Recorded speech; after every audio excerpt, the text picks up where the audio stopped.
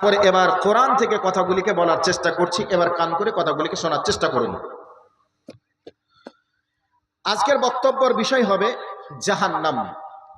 এতক্ষণ ধরে বললাম ইবাদতের জন্য সৃষ্টি করেছেন, ইবাদত করলে আল্লাহর জান্নাত আমাদেরকে দিবেন, আর ইবাদত না করলে আল্লাহর জাহান্নাম অপেক্ষা করছে, আমাদেরকে জাহান্নামে যাওয়া লাগবে।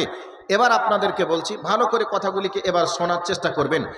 এখন গরম বিদায় নেওয়ার কাছাকাছি, উত্তপ্ত ফুটন্ত উত্তপ্ত যখন গরম চৈত্র বৈশাখ জ্যৈষ্ঠ মাস যখন আসে, তখন আমরা যদি কারোর বাড়িতে মেহমান হিসেবে যাই, তো আমাদেরকে তিনারা হয়তোবা ফ্রিজ থেকে ঠান্ডা পানি বার করে আমাদেরকে শরবত বানিয়ে দেয়, অথবা আমাদেরকে কোল্ড ড্রিঙ্কস দেয়। কেন? গরমের সময় ঠান্ডা খেলে হয়তো একটু সুস্থির নিঃশ্বাস পড়বে, এই জন্য গরমের সময় ঠান্ডা দিয়ে আমাদেরকে আমাদের পিপাসাকে নিবারণ করার তারা চেষ্টা করে। করে কি করে না? কথা বলুন একটু, করে কি করে না? করে। এই অবস্থায় যখন আমরা দেখি গরম বিদায় নিয়েছে, ঠান্ডা আবহাওয়া চলছে, এই অবস্থায় কেউ যদি মেহমান হিসাবে আসে বা কেউ যদি মেহমান হিসাবে যায়, মেহমানের রেসপেক্টের সূচনা শুরু করে গরম কিছু দিয়ে। আমরা কি দিই তাদেরকে? আমরা গরম দুধ, মানে গরম আমরা চা দিয়ে আমরা তাদের রেসপেক্টের সূচনা শুরু করি, অথবা আমরা তাদেরকে গরম একটু পানি হোক আর দুধ হোক তাদেরকে আমরা দিয়ে এ রেসপেক্টের সূচনা আমরা শুরু করার চেষ্টা করি। তাহলে বোঝা গেল গরমের সময় আমরা ঠান্ডা দিই, আর ঠান্ডার সময় আমরা গরম দেওয়ার চেষ্টা করি। তো আল্লাহ সুবহানাহু ওয়া তাআলা এই দুনিয়ার যাত্রা শেষ হওয়ার পরে কিয়ামত আসবে, কিয়ামতের পরে জান্নাত আর জাহান্নাম ক্লিয়ার যখন হয়ে যাবে, তো জাহান্নামীদেরকে জাহান্নামের শাস্তির সূচনা শুরু করবেন গরম ফুটন্ত পানি দিয়ে। গরম ফুটন্ত পানি দিয়ে। এবার বলবেন মৌলভী সাহেব গরম ফুটন্ত পানি? জি, আপনাকে একটু বলি, দুনিয়ার আগুনের থেকেও জাহান্নামের আগুনের আর 69 গুণ তেজ বেশি হবে, আর দুনিয়ার 1 গুণ। তাহলে 70 গুণ তেজ বেশি হবে এই দুনিয়ার আগুনের থেকেও। এবার আপনারা বলবেন আগুনের তেজ বেশি কম হয়? জি, চুলার আগুনের তাপ আলাদা হয়, তারপরে আপনার হারিকেনের আগুনের তাপ আলাদা হয়, তারপরে আপনার ইলেকট্রিক আগুনের তাপ আলাদা হয়, গ্যাসের আগুনের তাপ আলাদা হয়, আগ্নেয়গিরি যেখানে আছে তার তাপ আলাদা হয়, যেখানে লাভা আছে সেখানে তাপ আলাদা হয়। তাহলে বোঝা গেল আগুনের তাপ দুনিয়াতেও বেশি কম আছে, এটা আমরা দেখেছি, আমরা বুঝতে পারি। তো আল্লাহ সুবহানাহু ওয়া তাআলা জাহান্নামীদেরকে জাহান্নামের রেসপেক্ট, জাহান্নামের শাস্তির সূচনা করার জন্য সর্বপ্রথম গরম ফুটন্ত পানি দিয়ে জাহান্নামীদের শাস্তির সূচনা শুরু করবেন। এবার কোরআন থেকে চলে আসছি, কথাটা শুনে নেওয়ার চেষ্টা করুন। আল্লাহ রাব্বুল আলামিন বলেন, বিসমিল্লাহির রহমানির রহিম, ইন্না জাহান্নামা কানাত মিরসাদা। আল্লাহ রাব্বুল আলামিন বলেন, জাহান্নাম ওত পেতে বসে আছে। এবার বলবেন ওত পেতে বসে আছে বলতে আপনি কি বোঝাতে চাইলেন বলুন। এবার আপনাদেরকে একটু বলি, আমরা দেখি ডিসকভারি চ্যানেলের মাধ্যমে, অ্যানিমেল চ্যানেল, জিওগ্রাফি চ্যানেলের মাধ্যমে আমরা দেখি একটা বাঘ, একটা সিংহ, একটা হায়নাল, একটা গরুকে, একটা মহিষকে, একটা হরিণকে শিকার করার জন্য ওত পেতে বসে যায়। গরু এবং মহিষ এবং হরিণ যখন অন্যমনস্ক হয়ে জমিনের ওপরে চরণে ব্যস্ত হয়ে পড়ে, এই অবস্থায় বাঘ, সিংহ, হায়নাল অতর্কিত হামলা করে তাদেরকে এমন করে ধরে নেয়, আর বাঁচার কোনো রাস্তা থাকে না। এমন করে তাদেরকে নিষ্পেষণ চালায়, তাদের দেহ থেকে প্রাণ বার হওয়ার পূর্বে আমরা দেখি তার মাংসগুলি অনেক সময় শেষ হয়ে যায়। আল্লাহ রাব্বুল আলামিন বলছে, বান্দারে, জাহান্নাম তোমাদের জন্য ওত পেতে বসে আছে। এবার আপনারা বলবেন, মাওলানা ওই ব্যক্তিগুলি কারা যাদের জন্য ওত পেতে বসে আছে? এই ব্যক্তিগুলি কে বা কারা? এবার কোরআন বলছে, ভালো করে শুনে নেন। আল্লাহ রাব্বুল আলামিন বলছেন, ইন্না জাহান্নামা কানাত মিরসাদা লিত্তাগিনা মাআবা লাবিসিনা ফিহা আহকাবা। আল্লাহ রাব্বুল আলামিন বলেন, অবাধ্য, পাপাচার, দুর্নীতিবাজ, কুকর্মকারী ওই ধরনের যত মানুষ আছে সমস্ত মানুষগুলিকে জাহান্নাম গ্রাস করার জন্য ওত পেতে বসে আছে। তারা দুনিয়া যখনই ছেড়ে বিদায় নিবে রে, তাদেরকে জাহান্নাম গ্রাস করে নিবে। এবার একটা হাদিস আপনাদেরকে শুনিয়ে দেই। বিশ্বনবী আমার বলছেন, ইউতাবি জাহান্নাম ইয়াউমা ইযিল্লাহা সাবউনা আলফা জিমামিন। আল্লাহ নবী বলছেন, হে আমার উম্মতেরা, তোমরা কান করে শুনে নাও, কিয়ামত নামক দিবসটা যেদিন অনুষ্ঠিত হবে, ওই কিয়ামতের দিনে জাহান্নাম থেকে টেনে হিঁচড়িয়ে কিয়ামতের ময়দানে হাজির করা হবে। এবার বলবেন, টেনে হিঁচড়িয়ে বলতে জাহান্নামের মুখে ৭০,০০০ লাগাম থাকবে, আর এক একটা লাগামে ৭০,০০০ করে ফেরেশতা থাকবে। তাহলে জাহান্নামটা কত বড় হবে? এবার আপনারা বলবেন হয়তো বা ছোট হবে, আর ফেরেশতাদের শক্তি হয়তো বা কম হবে। না না না, জাহান্নামীদের শক্তির বিবরণ সম্পর্কে বিশ্বনবী আমার বলেছেন, একটা ফেরেশতার শক্তি এত হবে যেমনি ভাবে আমাদের মা ও বোনেরা রুটি তৈরি করার সময় নিচের দিকটা যখন সেঁক দেওয়া হয়ে যায়, তাপ দেওয়া হয়ে যায়, নিচের দিকটা উপরের দিকে দেয়, আর উপরের দিকটা আবার ঘুরিয়ে নিচের দিকে দেয়, সেই রকম ভাবে একটা ফেরেশতার দেহে আল্লাহ এত শক্তি দিয়েছেন, এই জমিনটাকে উল্টিয়ে নিচের দিকটা উপরে দিতে পারবে আর উপরের দিকটা নিচে দিতে পারবে, এতটা শক্তি হবে একটা ফেরেশতার। এবার এতগুলো ফেরেশতা, এবার হিসাব করে দেখুন তো, ৭০,০০০কে যদি ৭০,০০০ দিয়ে গুণ করা হয় তাহলে কয় কোটি হবে? ৭০,০০০কে ৭০,০০০ দিয়ে গুণ করে যত কোটি ফেরেশতা হবে, তত কোটি ফেরেশতা জাহান্নামকে টেনে ধরে থাকবে। এবার আপনাদের মনে প্রশ্ন চলে আসবে, মাওলানা সাহেব এইভাবে ধরে থাকার পিছনে কারণ কি? আপনি কি বলতে পারবেন? জি বলতে পারবো। নবী আমার বলছেন, ওই কিয়ামতের ময়দানে অবাধ্য ব্যক্তিদেরকে জাহান্নাম নিজ চোখে দেখবে, আর জাহান্নাম নিজ চোখে দেখার পরে বলবে, ওরে অবাধ্য পাপাচার, তুমি আমার আল্লাহর আইন দুনিয়াতে মানোনি। সুদ খাওয়া নিষেধ ছিল, সুদ তুমি খেয়েছিলে। ব্যভিচার করা নিষেধ ছিল, তুমি ব্যভিচার এটা অন্যায় তুমি মনে করতে না। নামাজ পড়তে হতো, নামাজ তুমি পড়ো নাই। এভাবে করে যত রকমের অন্যায় আমরা দুনিয়াতে করি, এই ধরনের ব্যক্তিগুলিকে আল্লাহর ভাষাতে এদেরকে অবাধ্য বলা হয়। এই অবাধ্য ব্যক্তিদেরকে জাহান্নাম যখন নিজ চোখে দেখবে আর বলবে, তোর এত বড় সাহস, তোর কলিজায় এত বড়, আল্লাহর জমিনে তুই বসবাস করেছিলি আর আল্লাহর আইন তুই মেনে নিতে পারিস না, আয় তুই আমার পেটের ভিতরে আয়, তোর কলিজা কত বড় আছে আমি দেখে নেব। এইরকম করে জাহান্নাম নিজ চোখে দেখবে, আর জাহান্নাম দেখার পরে রেগে লাল হয়ে যাবে, গড়গড় করবে, আর জাহান্নাম তাদেরকে গ্রাস করার জন্য তাড়িয়ে চলে যাবে। এই অবস্থায় ফেরেশতারা বলবে, না না না, এখনো সময় হয়নি, তুমি ধৈর্য ধরো।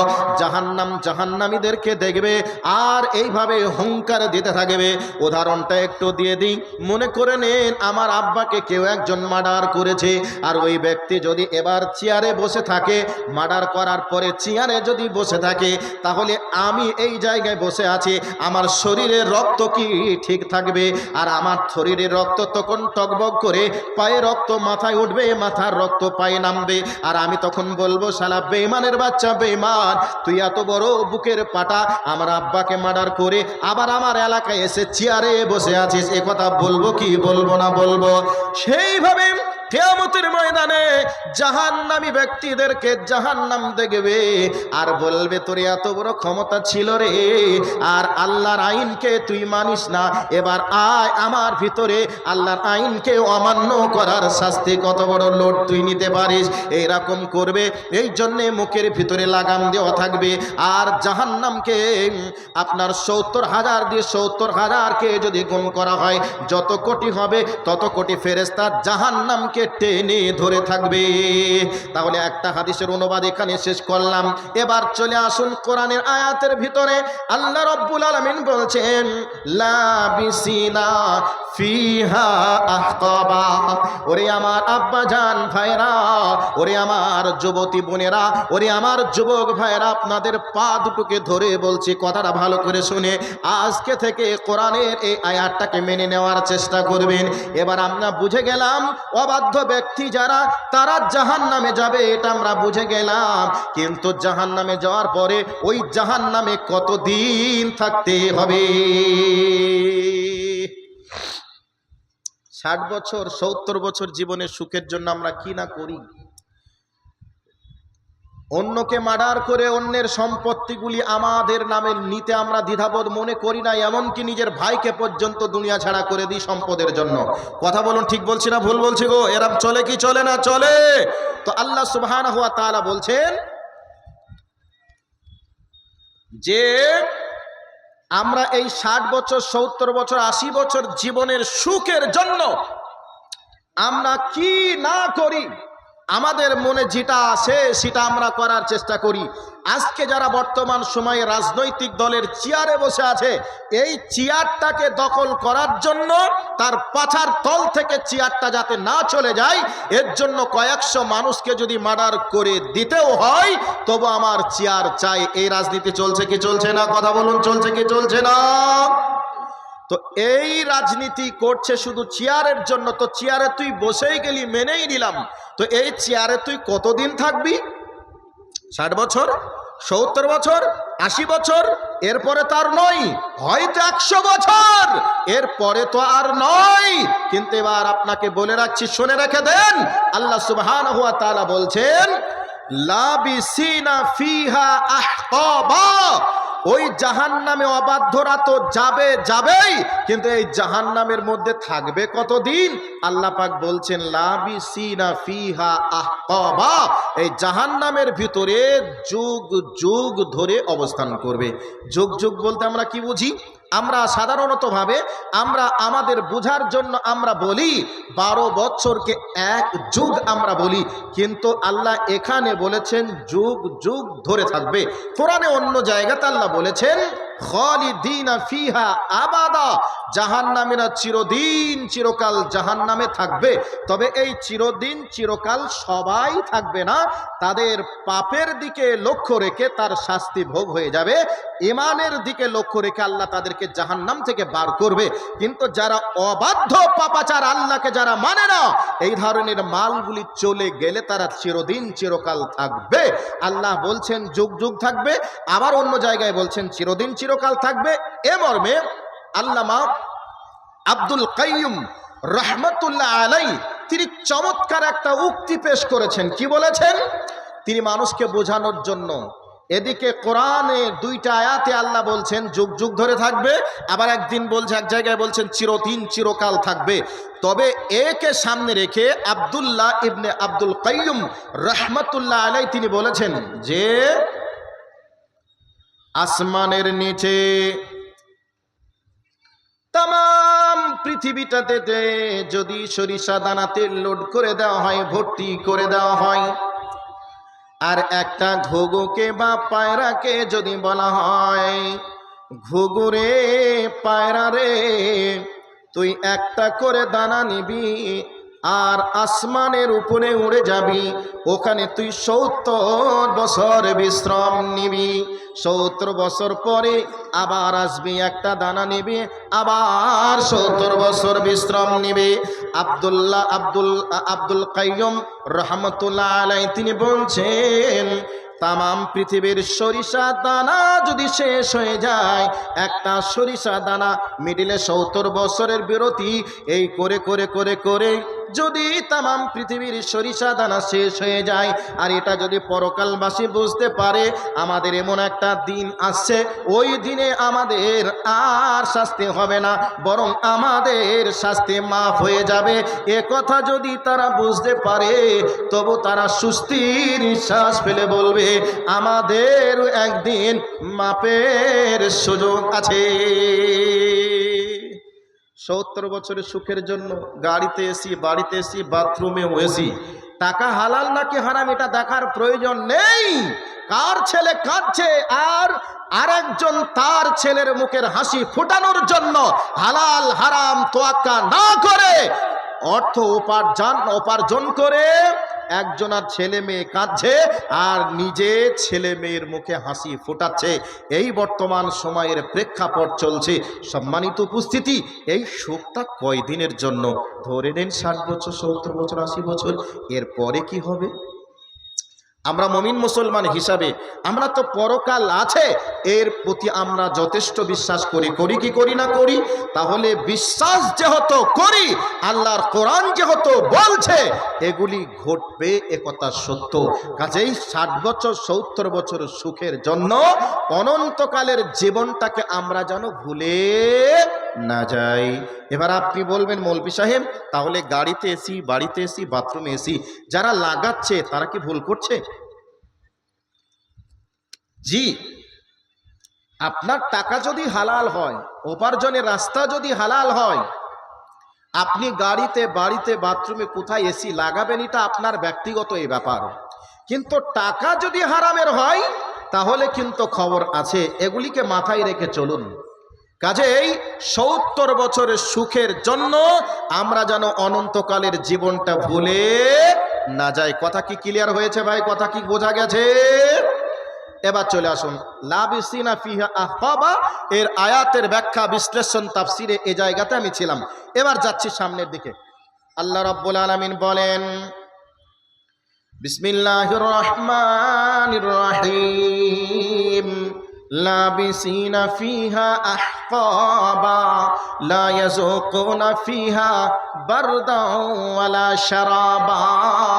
আল্লাহ রাব্বুল আলামিন বলছে বান্দারে ওই জাহান্নামের ভিতরে চিরদিন চিরকাল থাকবে, যুগ যুগ ধরে থাকবে। তবে সেখানে থাকবে একথা সত্য, কিন্তু ওই জায়গাতে থাকবে লা ইয়াযুকুনা ফিহা বারদাও ওয়ালা শারাবা। আল্লাহ পাক বলছে বান্দারে ওই জায়গায় যাওয়ার পরে ঠান্ডা কোনো পানির ব্যবস্থা থাকবে না। লা ইয়াযুকুনা ফিহা বারদাও ওয়ালা শারাবা ইল্লা হামিমা ওয়া গাসসাকা। আল্লাহ বলছেন সেই জায়গায় ঠান্ডা কোনো পানির ব্যবস্থা থাকবে না, বরং গরম ফুটন্ত পানির ব্যবস্থা থাকবে। গরম ফুটন্ত পানির ব্যবস্থা। আল্লাহ সূরাতুল হজের ভিতরে বলেছেন যে মানুষগুলি পানির পিপাসার তাড়নায় তাদের জিহ্বাটা নাভি পর্যন্ত ঠেকে যাবে, চিৎকার করে আওয়াজ করবে, পানি পানি করে আওয়াজ চলবে। এই অবস্থায় তাদেরকে গরম ফুটন্ত পানি দেওয়া হবে। এই পিপাসার তাড়নায় মনে করবে পানিটা পান করলে হয়তো একটু পিপাসা নিবারণ হবে, একটু সুস্থের নিঃশ্বাস পড়বে, কিন্তু না, ইসাব্বু মিন ফাওকি রুসিহিমুল হামিম ইউসহারু বিহি মা ফি বুতুনিহিম ওয়াল জুলুদ ওয়া লাহুম মিন মাকামিউ মিন হাদিদ। আল্লাহ সুবহানাহু ওয়া তাআলা বলছেন পিপাসার তাড়নায় তারা পানি পান করবে। পানি পান করার সাথে সাথে তাদের পেটের নাড়ি ভুঁড়ি ছিদ্র হয়ে প্রস্রাব পায়খানার রাস্তা দিয়ে বার হয়ে চলে যাবে। যে অবস্থায় ছিল তার থেকে কষ্ট যন্ত্রণা বেশি করবে, আর এই অবস্থায় তারা চিৎকার দিয়ে কাঁদবে। আর এই অবস্থায় ফেরেশতাদের হাতে থাকবে লোহার হাতুড়ি, ওই হাতুড়ি দিয়ে জাহান্নামীদের মাথার উপরে প্রহার করতে থাকবে।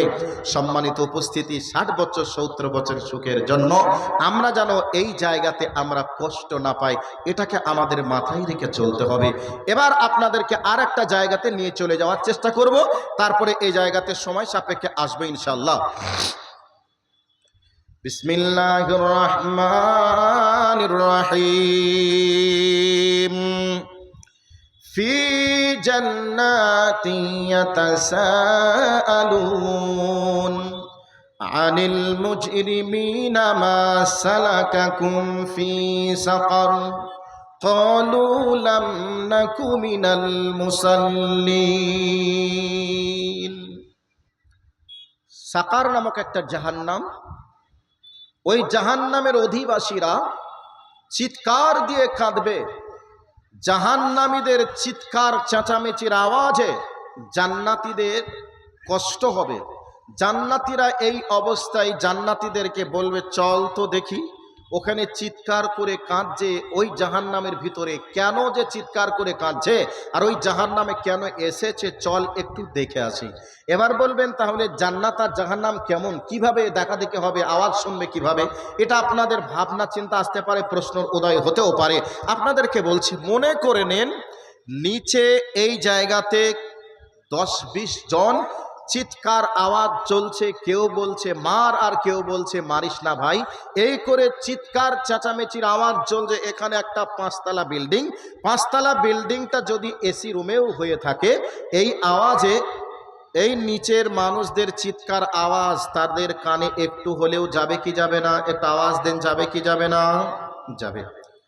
তো জাহান্নামীরা নিচে চিৎকার দিয়ে চেঁচামেচি দিয়ে কান্না করবে, জান্নাতীরা উপর থেকে দেখবে যে এখানে কিছুটা হচ্ছে। এবার জান্নাতীরা বলবে, চল তো একটু দেখি। এই অবস্থায় জান্নাতীরা জাহান্নামীদেরকে জিজ্ঞাসা করবে, আনিল মুজরিমিনা মা সালাকাকুম ফি সাকার।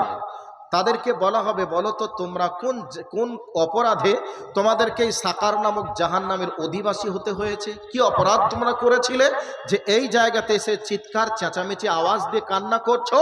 এই অবস্থায় সাকার নামক জাহান্নামের অধিবাসীরা একই বাক্যে উত্তর দেবে, কি বলে? ক্বালু লাম নাকু মিনাল মুসাল্লিন।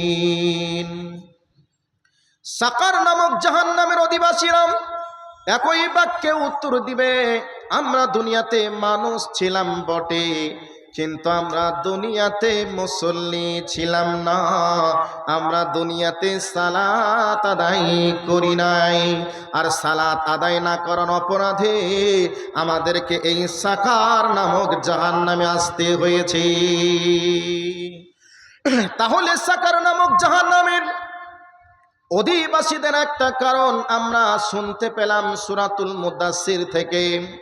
এবার আর একটা অপরাধীরা আবার বলবে, ওয়ালাম নাকুন নুতঈমুল মিসকিন, আমরা দুনিয়াতে মিসকিনদের কোনো খাদ্য খাবার আমরা দিতাম না, আর মিসকিনদের খাদ্য খাবার না দেওয়ার অপরাধে আজকে এই সাকার নামক জাহান্নামের মধ্যে আসতে হয়েছে।